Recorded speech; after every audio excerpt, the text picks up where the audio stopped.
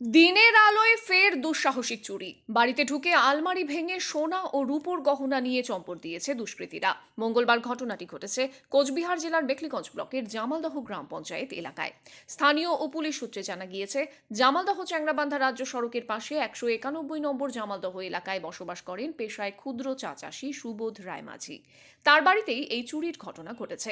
খবর পেয়ে ঘটনাস্থলে পৌঁছেছে জামালদহ ফাঁড়ির পুলিশ। সুবোধবাবু এই বিষয়ে মেকলিগঞ্জ থানায় লিখিত অভিযোগ দায়ের করেছেন। তার স্ত্রী কুন্তি রায় মাঝি পেশায় অঙ্গনওয়াড়ি কর্মী। কুন্তি দেবী জানিয়েছেন, রোজকার মতো এদিনও স্বামীর বাইকে করে তিনি জামালদহে ডিউটিতে যান। সেই সময় বাড়িতে এক বয়স্কা মহিলা আত্মীয়া ছিলেন। ওই আত্মীয়া প্রতিবেশীর বাড়িতে ঘুরতে যান। সেই ফাঁকেই এই চুরির ঘটনা ঘটে। অনুমান করা হচ্ছে সকাল 10টা থেকে 10:30টার মধ্যেই ঘটনাটি ঘটেছে। প্রায় 1 লক্ষ টাকার সোনার অলংকার ছাড়াও নগদ 18,000 টাকা চুরি করে পালিয়েছে দুষ্কৃতীরা। ঘটনার জেরে এলাকায় তুমুল চাঞ্চল্য ছড়িয়ে পড়েছে।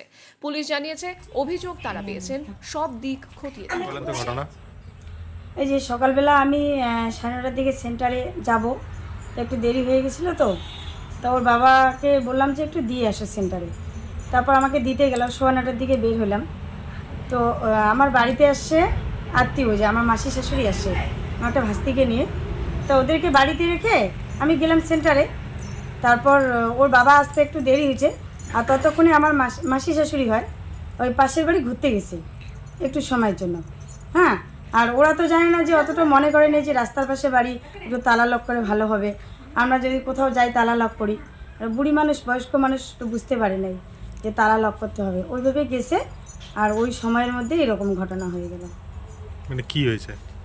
এই যে বাড়িতে যা আছে নিয়ে গেছে, টাকা পয়সা সোনা দানা যেটুকু ছিল আর কি ঘরে, ওইটুকুই নিয়ে গেছে। আপনার নাম? আমার নাম কুন্তি রায় মাঝি।